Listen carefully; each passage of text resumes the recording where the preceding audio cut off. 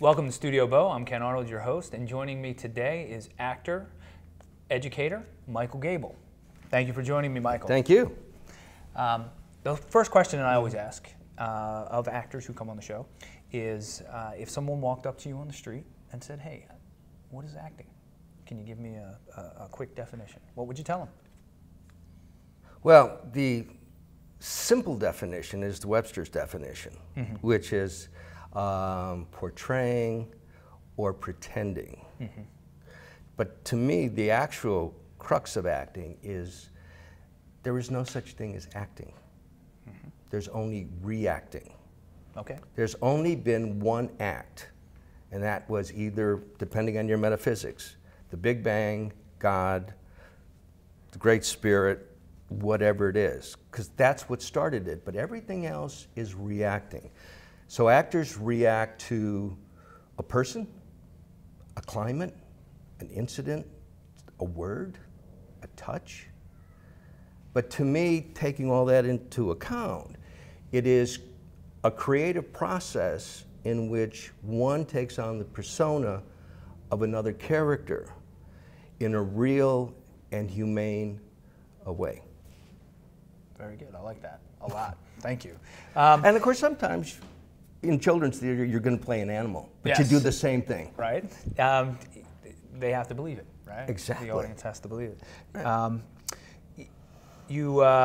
If an actor was new and came up to you and said, "Hey, give me one piece of advice to get me through, my early years as an actor," what would you tell that actor? I would refer them to Hamlet. Okay. And Polonius's advice to Laertes: "To thine own self be true, and then thou canst not be false to any man." And that, to me, is one of the biggest problems I have seen in audition workshops and in the audition process, is that actors tend to pick things that they like as opposed to pick things that fit them.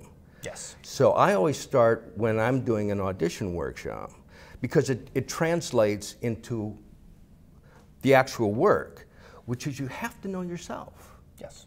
For example, spend time in a mirror, particularly with film. That's not quite as true in theater, but in film, what's the youngest I can play and what's the oldest I can play? Am I a character or am I leading? Not to say you can't be both. Yes. But what are my strengths? Dramatic, comic. But within that, for example, dramatic, villain, victim. Comic, physical, satirical, dry. Are you good at doing emotion, or are you better being stoic? Get a real picture of who you are, and then you won't make a lot of mistakes, like picking the wrong audition part, or a wrong audition piece, Yes. or putting yourself up for roles that you're not right for. Exactly. That's what I tell them. It's all about image, essence, archetype. Exactly. Exactly. And I think that a lot of young actors miss that. They do. Yeah. They do. Because I think, particularly when you're young and stupid, which I was young and stupid, and I'm not young anymore, but I'm still stupid, is that we often think we can do everything automatically, as opposed to we have strengths, and there are things that we can strengthen. And I think that's really important. It's not to think you can do it all, but what do you do well, and what do you need to work on? And that leads into training. How important is training when you first start out? And then not only then, but once you become established, how important is training?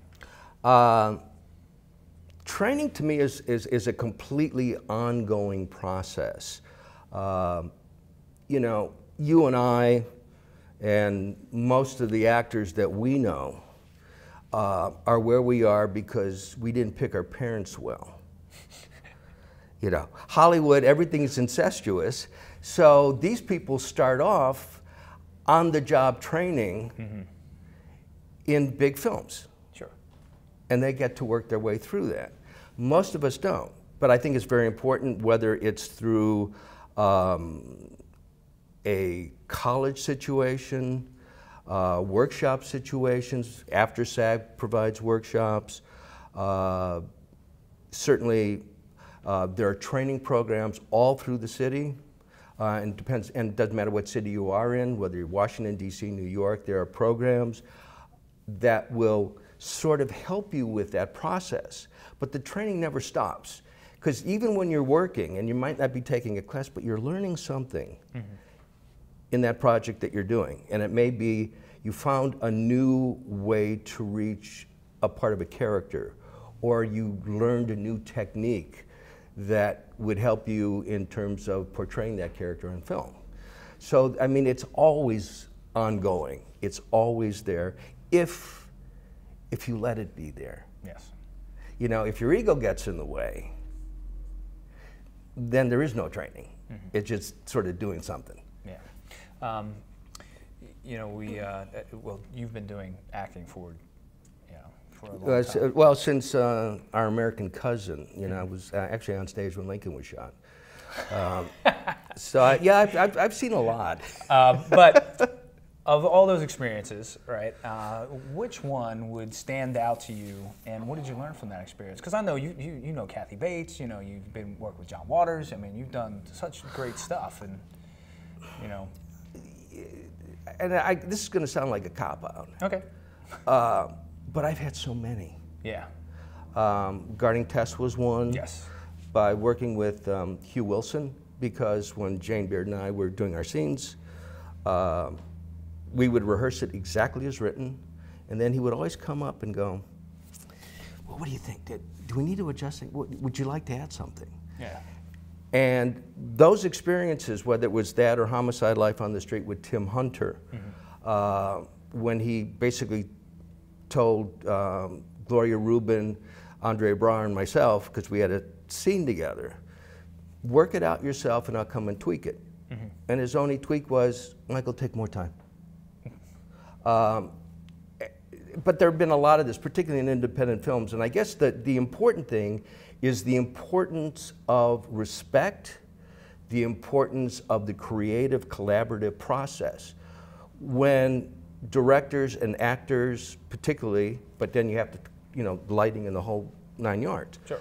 But when actors and directors respect each other and are open to each other in terms of what to do with the script or how to adjust a performance or whatever, the creative collaborative process, and I've been lucky to have a bunch of those, that to me is what I've always learned, is that if respect is key and understanding of the other person is key. If you got that, it's fine.